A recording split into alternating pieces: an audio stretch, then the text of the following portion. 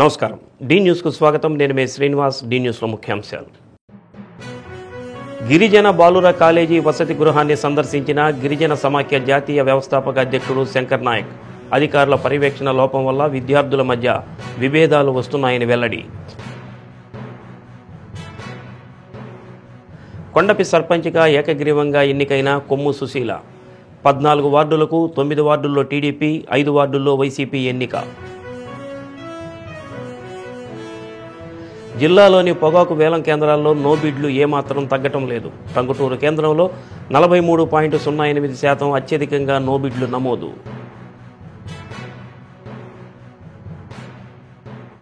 ఒంగోలులోని గిరిజన బాలుర కాలేజీ వసతి గృహాన్ని ఎస్టీ కమిషన్ మాజీ సభ్యుడు గిరిజన సమాఖ్య జాతీయ వ్యవస్థాపక అధ్యక్షుడు వి శంకర్ నాయక్ సందర్శించారు.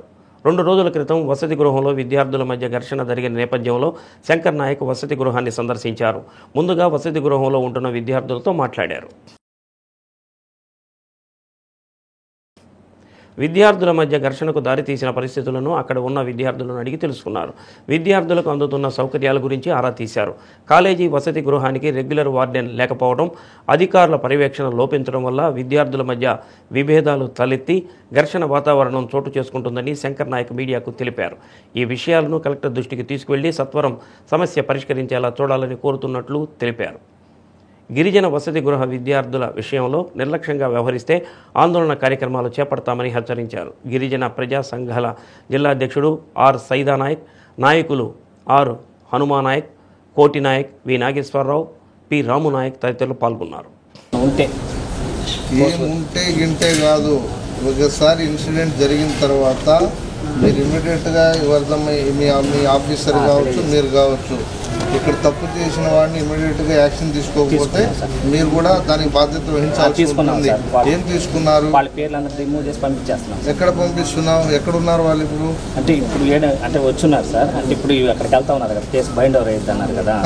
లగేజ్ సర్దుకొని కేసు బైండ్ ఓవర్ అంటే ఇక్కడ ఉండకూడదు, పోలీస్ స్టేషన్ లో ఉండాలి వాళ్ళు. అందరూ కలిసి ఓకే. కేసు ఇప్పుడు ఎవరు విత్డ్రా చేసుకోలేదు. కేసు ఎవరైనా విత్డ్రా చేసుకున్నారా? కేసు ఎవరైనా విత్డ్రా చేసుకున్నారా? రాత్రి మాట్లాడారు సార్. నువ్వు రాత్రి మాట్లాడితే ఇక్కడ ఉండకూడదు. ఇప్పుడు వాళ్ళు కాంప్రమైజ్ అయ్యాము. మళ్ళీ అదే చెప్తావు సార్. నీ మాట నాకు తెలుసు, నువ్వు చెప్పిన మాట నాకు అర్థమైంది. వాళ్ళు ఇక్కడ ఉంటే సమస్య అనేది ఇంకా అది ఇక్కడ ఉండకూడదు. సమస్య అత్త కోడల మధ్య గొడవ జరిగినప్పుడు కొంచెం దూరంగా ఉంటే సర్దుకుపోతుంది విషయం. నువ్వు అత్తని కోడలిని మళ్ళీ ఒకే చోటు తెచ్చి పెట్టితే మళ్ళీ ఎట్లా? అలాగే సర్దుకొని వెళ్ళిపోవడానికి ఎప్పుడు పంపించేయి.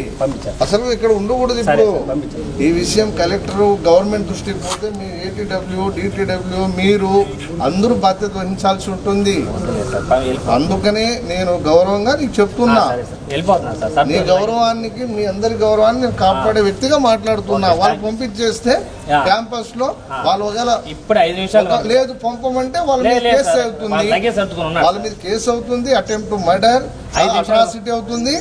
వాళ్ళందరూ మీరే చెప్పాలా, నాకు తెలియదు. కాదు సార్, వీళ్ళని ఇక్కడ సునీల్ అని సార్ అంటారు సార్. ఇది ఎస్టీలకి సీట్లు లేవు, ఎస్సీలకి మాత్రమే సీట్లు ఉన్నాయి అని నాది బయటకు వెళ్ళిపోను అని చెప్పాడు సార్ 4 సార్లు. అవును సార్, 4 నెలలో 4 సార్లు చెప్పాడు సార్. నేను ఎస్టీ సార్, ఎరుకులా. అయితే నేను ఐటీఐ చదువుతున్నాను సార్. నాది 31 ఎగ్జామ్ అయిపోయింది సార్. కాకపోతే 8వ తారీఖు దాకా ఎగ్జామ్స్ జరుగుతాయి. ఇక్కడ హాస్టల్లో అంటే కలెక్టరేట్కి దగ్గరగా ఇది డిస్ట్రిక్ట్ హెడ్ క్వార్టర్లో ఉన్నటువంటి ఈ యొక్క హాస్టల్లో రెగ్యులర్ వార్డెన్ లేకపోవడం వల్లనే బయట ఉండేటువంటి విద్యార్థులు, అంటే ఈ హాస్టల్కి సంబంధం లేనటువంటి విద్యార్థులు, ఇక్కడ చదువుకోనటువంటి విద్యార్థులు అంటే బయట ఉన్నటువంటి అవుటర్స్ అంతా వచ్చి ఇక్కడ చదువుకునే పిల్లల మీద దాడులు చేస్తూ ఉన్నారు. దానిలో భాగంగానే 2 రోజుల క్రితం ఇక్కడ దాడి జరిగింది. పిల్లలకి విచక్షణ రహితంగా వాళ్ళు కొట్టడం జరిగింది. మరి ఆ టైంలో ఏదైనా జరగరానిది జరిగితే మరి ఈ విద్యార్థుల యొక్క కుటుంబాలని మరి జరిగినటువంటి అన్యాయానికి ఎవరు తీరుస్తారో ఒకసారి ఆలోచించాలి. ఇవన్నీ జరగడానికి ప్రధాన కారణం రెగ్యులర్ హాస్టల్ వార్డెన్ లేకపోవడం, ఇక్కడ పనిచేసేటువంటి స్టాఫ్ కూడా పిల్లలకి వాళ్ళకి మధ్య సరైనటువంటి అఫెక్షన్ లేకపోవడం వల్లనే ఇవన్నీ జరుగుతూ ఉన్నాయనేది కూడా చెప్పారు. ఈ ఇన్సిడెంట్లో ఆల్రెడీ ఒక ఎంప్లాయీని కూడా మరి ఇక్కడ నుంచి మరి ఆయనని తీసివేయడం జరిగిందని కూడా చెప్పారు. అది ఎంతవరకు నిజమని తెలియదు. ఎలా ఎవరైనా మరి ఇక్కడ విద్యార్థులను ఇబ్బంది కలిగించేటువంటి ఏ స్టాఫ్ అయినా సరే, వార్డెన్ కానీ ఇక్కడ పనిచేసేటువంటి కింది స్థాయి ఉద్యోగులు ఎవరైనా సరే మరి అలాంటి వాళ్ళని ఇమీడియట్గా తీసేయాలి. ఇక్కడ హాస్టల్ వార్డెన్ని, రెగ్యులర్ హాస్టల్ వార్డెన్ని ఇక్కడ కంటిన్యూగా ఉండే విధంగా మరి ఇక్కడ జిల్లా అధికారి ఎవరైతే కలెక్టర్ మేడం కావచ్చు, కలెక్టర్ కావచ్చు, లేదా డిస్ట్రిక్ట్ ట్రైబల్ వెల్ఫేర్ ఆఫీసర్ కావచ్చు, ఇక్కడ రెగ్యులర్ స్టాఫ్ని హాస్టల్ వార్డెన్తో పాటు మిగతా స్టాఫ్ అంతా కూడా ఇక్కడ పూర్తి స్థాయిలో ఉండే విధంగా ఇక్కడ వాళ్ళు చర్యలు తీసుకోవాలి. ఇలా జరగడానికి హాస్టల్ వార్డెనే కాదు, అధికారుల యొక్క నిర్లక్ష్యం కూడా ఇక్కడ కనిపిస్తూ ఉంది. కాబట్టి అధికారుల యొక్క పర్యవేక్షణ, అధికారుల యొక్క నిర్లక్ష్యం ఉంది కాబట్టి ఇలాంటి ఇన్సిడెంట్లు అంటే ఇలాంటివి జరుగుతూ ఉన్నాయి. బయట వ్యక్తులు, బయట విద్యార్థులు వచ్చి దాడి చేయడం అనేది ఇది నిజంగా ఇది చాలా హేయమైన చర్యగా నేను భావిస్తూ ఉన్నాను. కాబట్టి అటువంటి వ్యక్తులపైన చట్టపరంగా ప్రభుత్వం చర్యలు తీసుకోవాలి. మరి అలాంటి సంఘటనలు మరి ఎప్పుడు కూడా పునరావృతం కాకుండా మరి ఇక్కడ జిల్లా అధికారులు, రాష్ట్ర ప్రభుత్వం, గిరిజన సంక్షేమ శాఖ అధికారులు తగిన చర్యలు తీసుకోవాలని కూడా మరొక్కసారి మీ ద్వారా నేను తెలియజేస్తా ఉన్నా. కొండపి గ్రామ సర్పంచిగా కొమ్ము సుశీల ఏకగ్రీవంగా ఎన్నికైనట్లు రిటర్నింగ్ అధికారి రవికుమార్ ప్రకటించారు. ఇటీవల ఎన్నికల సంఘం నోటిఫికేషన్ విడుదల చేసిన నేపథ్యంలో 14 వార్డులకు 39 మంది, సర్పంచ్ పదవికి 15 మంది నామినేషన్లు దాఖలు చేశారు. ఉపసంహరణ సమయంలో సర్పంచ్ పదవికి నామినేషన్లు వేసుకున్న వారు ఉపసంహరించుకోవడంతో కొమ్ము సుశీల ఏకగ్రీవంగా ఎన్నికయ్యారు. ఆమెకు ఎన్నికల అధికారి ధ్రువపత్రాన్ని అందజేశారు. మొత్తం 14 వార్డులకు గాను తెదేపా బలపరిచిన 9 మంది, వైసీపీ బలపరిచిన 5 ఏకగ్రీవంగా గెలిచారు. కొండపి పంచాయతీలో కట్టావారిపాలెం, ముక్కోడిపాలెం, దాసిరెడ్డిపాలెం గ్రామాలున్నాయి. కొండపి నుంచి కట్టావారిపాలెన్ని వేరు చేసి ప్రత్యేక పంచాయతీ చేయాలని అక్కడి వారు 15 ఏళ్ల కిందట కోర్టును ఆశ్రయించారు. దాంతో కొండపిలో ఎన్నికలు నిలిచిపోయాయి. ఇటీవల న్యాయస్థానం కట్టావారిపాలెం వాసుల వినతిని తిరస్కరించడంతో కొండపిలో ఎన్నికలు నిర్వహించి సర్పంచ్ని ఎన్నుకున్నారు.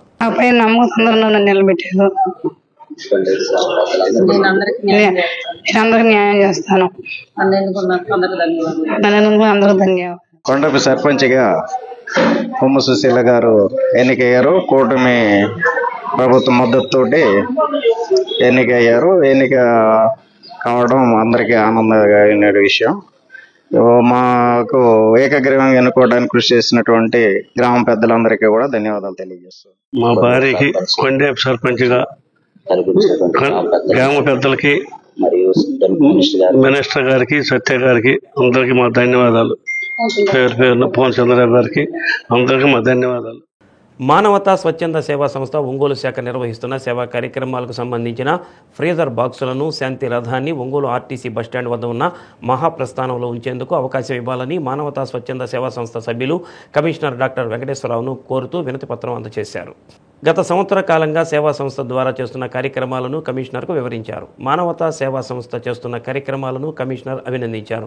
సభ్యులు కోరిన ఫ్రీజర్ బాక్సులు, శాంతి రథాన్ని మహాప్రస్థానంలో ఉంచేందుకు కమిషనర్ అవకాశం కల్పించడంతో సభ్యులు కమిషనర్కు కృతజ్ఞతలు తెలిపారు. కార్యక్రమంలో సంస్థ chairman Marella Subbarao, vice chairman M Narasimharao, అధ్యక్షులు పి శరభలింగాచారి, ప్రధాన కార్యదర్శి D Chandrasekhar, convener P Ramasubbareddy, కోశాధికారి ఎం భోజారెడ్డి, డైరెక్టర్లు వి సుజాత, కె శ్రీదేవి, సభ్యులు మస్తాన్రావు, కాళహస్తి సంపూర్ణ, సుబ్బరత్నమ్మ, సుధాకర్ రెడ్డి తదితరులు పాల్గొన్నారు.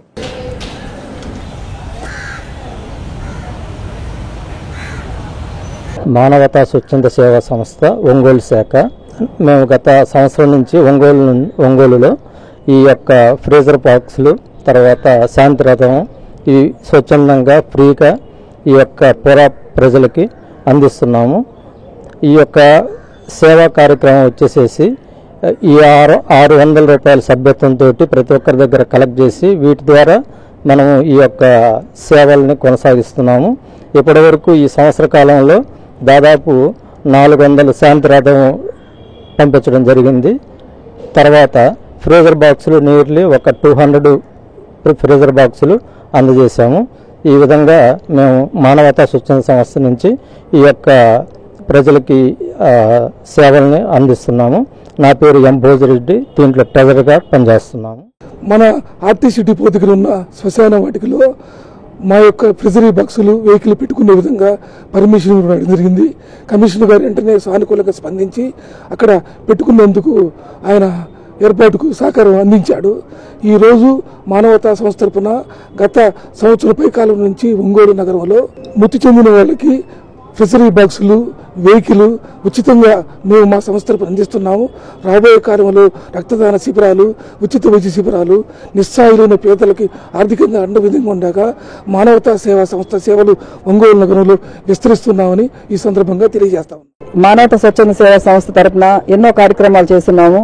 మేము ముఖ్యంగా ఈ ఫ్రీజర్ బాక్సెస్ ఎవరైతే అంతిమ సంస్కారాలు, అంతిమ దహన సంస్కారాలు చేసుకునేటటువంటి పరిస్థితిలో లేనటువంటి వాళ్ళకు కూడా మేము ఫ్రీజర్ బాక్సెస్, శాంతి రథాలు అనేది మేము ఉచితంగా ఇస్తున్నామండి. దాదాపు ఇప్పుడు 400 సార్లు మేము ఇవన్నీ కూడా పంపించున్నాము. అలాగే శాంతి రథాలు కూడా పంపించున్నాము. ఇంకా ముందు చాలా మంచి సేవా కార్యక్రమాలు చేద్దామని అనుకుంటున్నాము. దక్షిణాది పొగాకు మార్కెట్లో నో బిడ్ల బేళ్లు ఏమాత్రం తగ్గడం లేదు. మంగళవారం ఈ ప్రాంతంలోని 11 వేలం కేంద్రాల్లో ఏకంగా 4 చోట్ల 40% కన్నా అధికంగా బేళ్లు తిరస్కరణకు గురయ్యాయి. సగటున 33.75% నో బిడ్లు ఉండగా అత్యధికంగా టంగుటూరు కేంద్రంలో 43.08% ఉన్నాయి. తర్వాత కనిగిరిలో 42.31%, పొదిలిలో 41.42%, ఒంగోలు 1 కేంద్రంలో 40.31% నో బిడ్లు అయ్యాయి. కందుకూరు 2 కేంద్రంలో 39.68% నో బిడ్ కాగా ఆ సంఖ్య వెల్లంపల్లి, ఒంగోలు 2, కందుకూరు 1, కలిగిరి కేంద్రాల్లో 25 నుంచి 30% ఉంది. లో గ్రేడ్ బేళ్లు అధికంగా అమ్మకాలకు రైతులు తెస్తుండగా వాటిని కొనేందుకు వ్యాపారులు ఏమాత్రం ఆసక్తి చూపకపోవడంతో ఈ పరిస్థితి నెలకొంది. దక్షిణాదిలోని 11 వేలం కేంద్రాల్లో మంగళవారం 8,755 బేళ్లను రైతులు అమ్మకాలకు తీసుకురాగా 5,070 బేళ్లను మాత్రమే వ్యాపారులు కొనుగోలు చేశారు. 3,685 బేళ్లు వివిధ కారణాలతో తిరస్కరణకు గురయ్యాయి.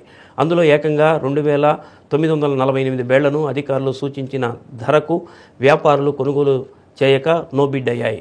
గరిష్ట ధర కిలో 281 మీద కొనసాగుతుండగా కనిష్ట ధర కిలో 150గా ఉంది.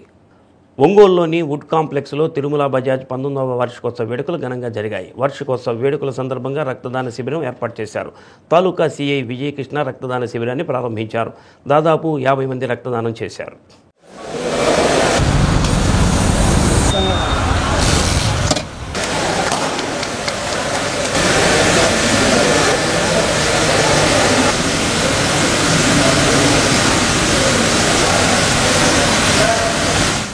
తిరుమల గ్రూప్స్ ఆధ్వర్యంలో ఆంధ్రతో పాటు తెలంగాణలో కూడా ఆటోమొబైల్ బిజినెస్ చేస్తున్నట్లు మేనేజింగ్ డైరెక్టర్ కొక్క శ్రీధర్ తెలిపారు. వాహనాల వినియోగంతో పాటు కస్టమర్ల శ్రేయస్సు దృష్టిలో పెట్టుకుని వ్యాపారం చేస్తున్నట్లు వివరించారు. అంచెలంచెలుగా తమ బ్రాంచ్లను విస్తరిస్తున్నట్టు తెలిపారు. తాలూకా సీఏ విజయకృష్ణ మాట్లాడుతూ గత 19 ఏళ్ల నుండి తిరుమల గ్రూప్స్ ఆటోమొబైల్ రంగంలో రాణించడం పట్ల మేనేజింగ్ డైరెక్టర్ను అభినందించారు. 2 వీలర్స్ వాహనాలు విక్రయించే సమయంలో తప్పనిసరిగా హెల్మెట్ కూడా తీసుకునే విధంగా చూడాలని సూచించారు. కార్యక్రమంలో తిరుమల గ్రూప్స్ మేనేజింగ్ పార్ట్నర్స్ కోక ఉషశ్రీ, కోక పద్మ, జనరల్ మేనేజర్ పవన్ కుమార్ తదితరులు పాల్గొన్నారు. రమేష్ ఆస్టర్ హాస్పిటల్ వైద్యులు వైద్య పరీక్షలు నిర్వహించారు. 19వ వార్షికోత్సవం సందర్భంగా మరి ఈరోజు ఇక్కడికి రావడం జరిగింది.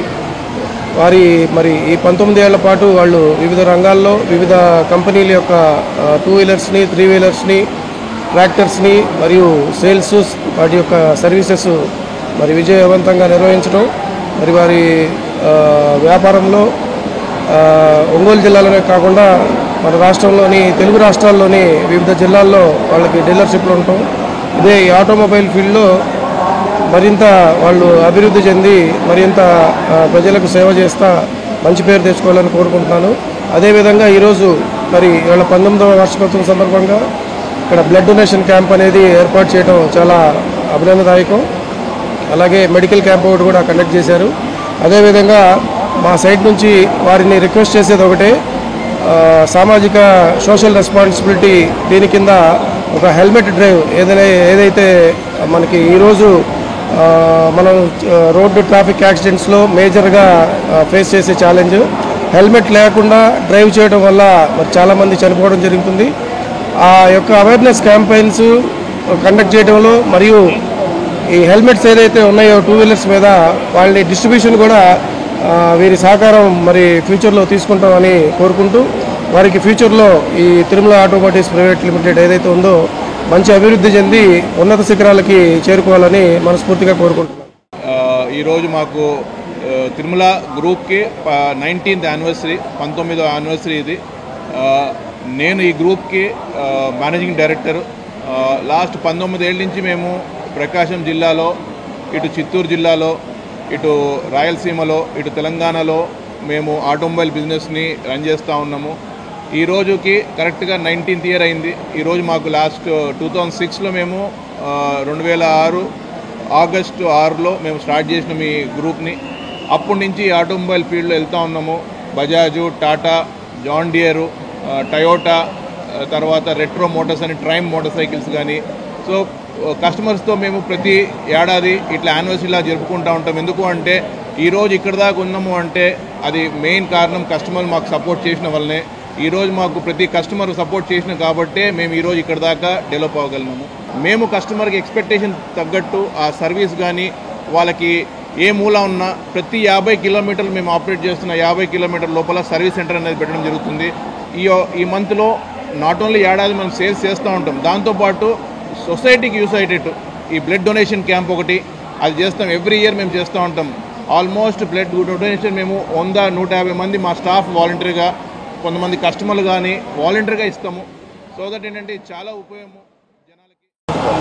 On behalf of celebrating this 19th anniversary of Tirumala Bajaj Agency, they are conducting this medical camp and blood donation camp. Regarding that, we are serving these people. We are doing health checkup, BP and ECG checkup, everything we are doing here. You can, if your BP and sugar are high means, you can, behalf of their, we are conducting this blood camp and this medical checkup. కళాకారుల సమస్యలను ప్రభుత్వం పరిష్కరించాలని రంగభూమి కళాకారులు demand చేశారు. Ongole CVN reading రూమ్లో జిల్లా రంగభూమి కళాకారుల, జిల్లా పౌరాణిక రంగస్థల కళాకారుల సమాఖ్య, జిల్లా సంగీత కళాకారుల సమాఖ్య ఆధ్వర్యంలో మీడియా సమావేశం నిర్వహించారు. సమస్యల పరిష్కారం కోసం చేపట్టిన కార్యక్రమ కరపత్రాలను సభ్యులు ఆవిష్కరించారు. ఈ నెల 11వ తేదీ ఉదయం 10 గంటలకు సివిఎన్ రీడింగ్ రూమ్ ఆవరణలో ఘంటసాల వెంకటేశ్వర విగ్రహానికి నివాళులర్పించిన అనంతరం నగరంలో కళాకారుల ప్రదర్శన చేపట్టడం జరుగుతుందని కార్యదర్శి అంగల్కుర్తి ప్రసాద్ తెలిపారు. ప్రదర్శన అనంతరం కలెక్టర్ను కలిసి తమ సమస్యల పరిష్కారం కోసం వినతిపత్రం అందించడం జరుగుతుందని అన్నారు. కళాకారుల సమస్య కోసం జరిగే కార్యక్రమంలో కళాకారులు పాల్గొని విజయవంతం చేయాలని కోరారు. సమావేశంలో జి వెంకటరామయ్య, రంగారావు, జిల్లా సంగీత కళాకారుల సమాఖ్య అధ్యక్షుడు ఎస్కే బాబు, ఆంజనేయులు, డప్పు కళాకారుల దండోరా రాష్ట్ర అధ్యక్షుడు జె ఆంజనేయులు, అనంతలక్ష్మి, సుధారాణి తదితరులు పాల్గొన్నారు. బండారు రామారావు గారు, డివి సుబ్బారావు గారు విగ్రహాలు ఉన్నటువంటి ఓపెన్ ఎయిర్ థియేటర్గా గతంలో ఉన్నటువంటి ప్లేసు ఇప్పుడు నిర్విరామంగా పైరుబడి చెత్త చెదారం డంపింగ్, ఒక విధంగా డంపింగ్ ఏరియాగా మారింది. దాన్ని శుభ్రపరిచి మంచి థియేటర్ని కట్టేంత వరకు ఈ లోపుగా ఓపెన్ ఎయిర్ థియేటర్గా డయాస్ను ఏర్పాటు చేసి కళాకారులకు అందుబాటులో తేవాలనేది మా అందరి విజ్ఞప్తి. దయచేసి ప్రజాప్రతినిధులు, ప్రభుత్వ అధికారులు మేము చేయు రేపు 11వ తేదీ ఉదయం 10 గంటల నుంచి సివిఎన్ రీడింగ్ రూమ్ నుంచి కళాకారులందరూ కళారూపాలు, వేషాలు, పాట కచేరీలు అన్ని వేషాలతోటి ఇక్కడి నుంచి బయలుదేరి మా మహనీయులు సివిఎన్ రీడింగ్ రూమ్లో ఉన్నటువంటి ఘంటసాల గారి విగ్రహానికి పూలమాల, తదుపరి నెల్లూరు బస్టాండ్లో ఉన్న బండారు రామారావు గారి విగ్రహానికి, డివి సుబ్బారావు గారి విగ్రహానికి, అలాగే ప్రకాశం భవనంలో ఉన్న గుర్రం జాషువా గారి విగ్రహానికి, అదేవిధంగా ప్రకాశం పంతుల విగ్రహాలకి 4 విగ్రహాలకి ర్యాలీగా బయలుదేరి ప్రదర్శనగా బయలుదేరి పూలమాలను సమర్పించి తదుపరి కళారూపాలను ప్రకాశం భవనం ముందు ప్రదర్శించేందుకు, తదుపరి కలెక్టర్ గారికి మా విన్నతి పత్రాన్ని అందించేందుకు కూడా మా చేయు ప్రదర్శనని పోలీసు వారు కూడా మా కుటుంబ సభ్యులుగా సహకరించి, మేము ఇతరితర కాదు కాబట్టి కళాకారులం కాబట్టి మంచి మనసుతోటి మేము చేసే కార్యక్రమానికి సహకరించవలసి. జిల్లా కళాకారుల సమాఖ్య మరియు రంగభూమి వారి ఆధ్వర్యంలో జిల్లాలో ఉన్నటువంటి కళాకారులందరినీ కూడాను ఏకం చేసి ఒక తాటి మీద తీసుకురావడం జరిగింది. ఈ కళాకారులకు మొదటి నుంచి కూడా ఈ ఇళ్ల స్థలాలు కానీ ఇంకా వాటికి సంబంధించి ఇంకేమైనా కానీ అందుబాటులో లేవు. ఇప్పుడంతా కలుసుకొని పెద్దవాళ్ళ దృష్టికి పోవాలని ఈరోజు పాంప్లెట్ రిలీజ్ చేయడం అయింది. చీమకుర్తి పట్టణంలోని ఎస్కేఆర్ చెవిటి మూగ పిల్లల ఆశ్రమ పాఠశాలలో స్నేహితుల దినోత్సవం వేడుకగా ఘనంగా జరుపుకున్నారు. స్నేహితులు అందరూ కలిసి కేక్ కట్ చేశారు. విద్యార్థులందరూ కూడా చీమకుర్తి ప్రభుత్వ ఉన్నత పాఠశాలలో 2001 నుండి 2006 వరకు కలిసి చదువుకున్నారు. గత 10 ఏళ్ల నుండి ఎస్కేఆర్ చెవిటి మూగ పిల్లల ఆశ్రమ పాఠశాలలో జరుపుకోవడం ఆనవాయితీగా వస్తుంది. పిల్లలందరికీ మిఠాయిలు, పండ్లు అందచేసి మధ్యాహ్న విందు భోజనం ఏర్పాటు చేశారు. ప్రిన్సిపాల్ అంజిరెడ్డి మాట్లాడుతూ పాఠశాలలో స్నేహితుల దినోత్సవం జరుపుకోవడం చాలా సంతోషంగా ఉందని అన్నారు. ఈ కార్యక్రమంలో వివిధ వృత్తుల్లో ఉన్న పూర్వ విద్యార్థులు సుమారు 50 మంది పాల్గొన్నారు.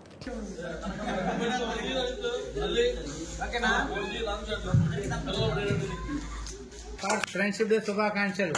Thank you very much.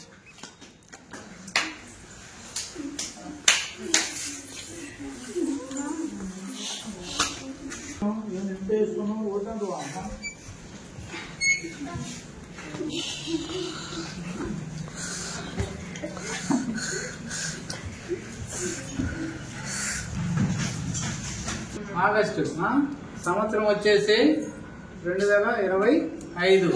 ఈరోజు వారం ఏంటి? వారం వచ్చేసి ఆదివారం. అన్నదాత సుఖీభవ. ఈరోజు మనకి భోజనాలు ఏర్పాటు చేసిన వారు ఎవరు ఏంటో తెలుసుకోండి. శ్రీ వి నరసింహారావు గారు మరియు వాళ్ళ స్నేహితులు. ఈరోజు వాళ్ళ ఫ్రెండ్స్ అందరు కలిసి ఫ్రెండ్షిప్ డే సందర్భంగా మనకి ఈరోజు భోజనాలు మధ్యాహ్నం ఏర్పాటు చేయడం జరిగింది. వాళ్ళంతా చదువుకొని ఒక క్లాస్ లో చదువుకొని అందరూ ఉదయం వచ్చారు కదా మనకి ఇక్కడికి, మీకు అవన్నీ ఇచ్చారు కదా బిస్కెట్లు, చాక్లెట్లు, పొద్దున వచ్చారంతా వాళ్ళ ఫ్రెండ్స్. వాళ్ళు ఇప్పుడు మధ్యాహ్నం కూడా మనకు భోజనం ఏర్పాటు చేశారు. కనుక నరసింహరావు గారు వాళ్ళు మరియు స్నేహితులు వాళ్ళ ఫ్రెండ్స్ అందరూ కూడా ఆయుష్ ఆరోగ్యాలు ఉండాలని ఆ భగవంతు ప్రార్థిస్తూ, వీళ్ళ ఊరు వచ్చేసి ఈ చేమకుర్తి ఈ పరిసర ప్రాంతం వాళ్ళందరూ కూడా మన పాఠశాలకి ప్రతి సంవత్సరం ఆనవాయితీగా ఆగస్టు మొదటి ఆదివారము ఫ్రెండ్షిప్ డే కాబట్టి ఆ రోజు మనకి ఏర్పాటు చేయడం, అలాగనే బియ్యం బ్యాగ్ రైస్ కూడా ఇవ్వడం జరిగింది ఈ రోజు. కనుక వాళ్ళకి వాళ్ళ ఫ్రెండ్స్ అందరికి కూడా మనము ఫ్రెండ్షిప్ డే శుభాకాంక్షలు తెలియజేస్తూ wish you happy friendship day.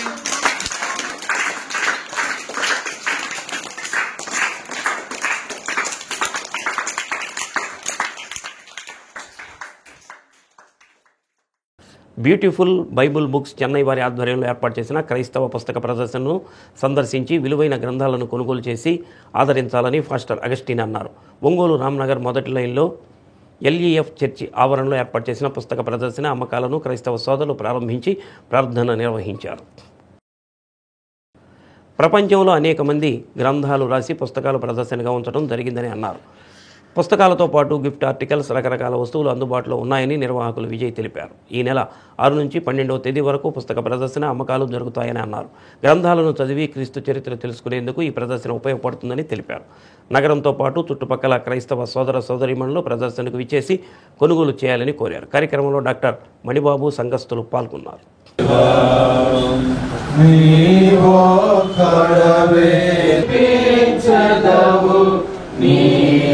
యుద్ధశూరుడైన యెహోవారా, సైన్యములకు అధిపతియగు యెహోవాయే,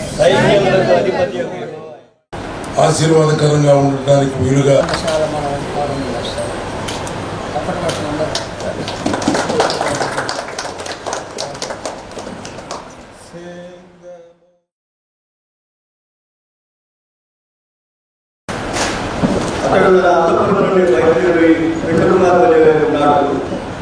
సూర్యుడు పరిగెత్తు ఉల్లసించినట్లు తన పతనంలో పరిగెత్తలో సూచిస్తున్నాడు. అతడు ఆకాశంలోని దిక్కు నుండి బయలుదేరి ఆ దిక్కు వరకు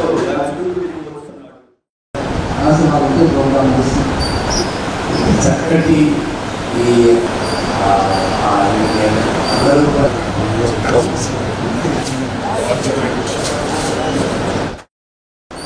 రీతిగా మా ప్రభువాన్ని సంతోషంగా స్తుతించినట్టు అన్ని సంఘాలని ఏకీభవించి మా ప్రభు ఏర్పాటు చేసినటువంటి ప్రభు బైబిల్ యొక్క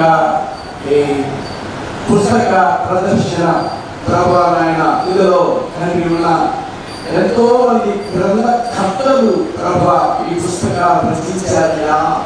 వారి బట్టి మీకు స్తోత్రం. సహవాసంలో ఉన్న భాగంగా ఉన్నటువంటి బ్యూటిఫుల్ బుక్స్ ఇక్కడ మా యొక్క లేమెన్స్ వాంజికల్ ఫెలోషిప్ చర్చ్ ఒంగోలు చర్చిలో ఈ యొక్క పుస్తక ప్రదర్శనను ఈ దినము 6వ తారీఖు నుంచి 12వ తారీఖు వరకు నిర్వహిస్తూ ఉన్నాం. మరొకసారి ఈ యొక్క ఒంగోలు పట్టణము మరియు పరిసర ప్రాంత ప్రజలకు ఈ విధంగా ఈ పుస్తక ప్రదర్శన జరిపిస్తున్నాం తెలియజేయటకు ఎంతో సంతోషిస్తున్నాము. ఈ యొక్క పుస్తక ప్రదర్శన 6వ తారీఖు నుంచి 12వ తారీఖు వరకు జరుగుతుంది కాబట్టి మీరందరూ ఈ యొక్క పుస్తక ప్రదర్శనను ఖచ్చితంగా దర్శించవలసిందిగా కోరుతూ ఉన్నాం. ఇక్కడ అనేక మంది రచయితలు రచించినటువంటి బుక్స్ ఒకే స్థలంలో మీకు లభ్యమవుతాయి. ఈ మా చర్చ్ ప్రాంగణంలో ఈ రోజు నుండి అంటే ఆగస్టు 6 నుంచి 12వ తారీఖు వరకు క్రైస్తవ పుస్తక ప్రదర్శన జరుగుతుంది. ఈ ప్రదర్శనలో ప్రపంచవ్యాప్తముగా ఆయా రచయితల దగ్గర నుండి వెలువడినటువంటి గ్రంథాలు, బైబిల్స్, ఆత్మీయంగా ఉపయోగపడేటువంటి అనేక పుస్తకాలు ఇక్కడ లభ్యమవుతాయి. కాబట్టి అందరూ కూడా ఈ అవకాశాన్ని సద్వినియోగం చేసుకుని ఆత్మీయంగా మేలు పొందవలసిందిగా ప్రేమతో కోరుతున్నాం. గుర్తు తెలియని వ్యక్తులు గడ్డి మందు పిచికారీ చేయడంతో పత్తి పంట ఎండిపోయిన సంఘటన అర్ధవీడు మండలం గన్నేపల్లిలో వెలుగు చూసింది. గ్రామానికి చెందిన లక్ష్మీ ఈశ్వరమ్మ ఎకరన్నర పొలంలో పత్తి సాగు చేశారు. ఇటీవల గుర్తు తెలియని వ్యక్తులు పత్తి పైరులో గడ్డి మందు పిచికారీ చేశారని, గట్టు పక్కలో కొంత భాగం ఎండుముఖం పట్టిందని ఆందోళన వ్యక్తం చేశారు. ఘటనపై అర్ధవీడు పోలీసులకు ఫిర్యాదు చేసినట్టు పేర్కొన్నారు. విచారణ జరిపి తమకు న్యాయం చేయాలని లక్ష్మీ ఈశ్వరమ్మ వేడుకుంటున్నారు. నా పేరు లక్ష్మీశ్వరమ్మ, మాది గన్నపల్లి గ్రామము, అర్ధవీడు మండలము. మేము మా పొలంలో పత్తి వేసుకున్నాము. బాగా నోటికి వచ్చే సమయానికి ఎవరో గుర్తు తెలియని వ్యక్తులు గడ్డి మందు కొట్టి మా పంట నాశనం చేశారు. మేము దీనిపైన పోలీస్ కంప్లైంట్ కూడా ఇచ్చాము. మాకు తొందరగా న్యాయం జరగాలని కోరుకుంటున్నాము. చేయగలరని మేము ప్రార్థిస్తున్నాము. బులెటిన్ ముగించే ముందు ముఖ్యాంశాలు మరోసారి. గిరిజన బాలుర కాలేజీ వసతి గృహాన్ని సందర్శించిన గిరిజన సమాఖ్య జాతీయ వ్యవస్థాపక అధ్యక్షుడు శంకర్ నాయక్. అధికారుల పర్యవేక్షణ లోపం వల్ల విద్యార్థుల మధ్య విభేదాలు వస్తున్నాయని వెల్లడి.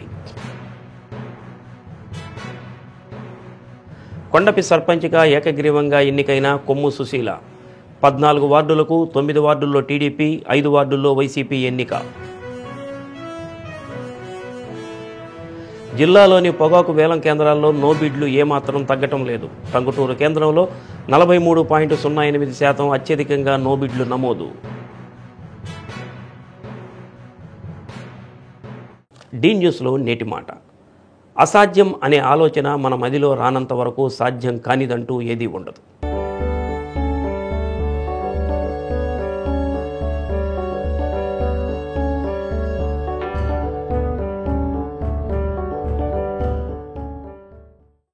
డి న్యూస్ ఇంతటితో సమాప్తం. నమస్కారం.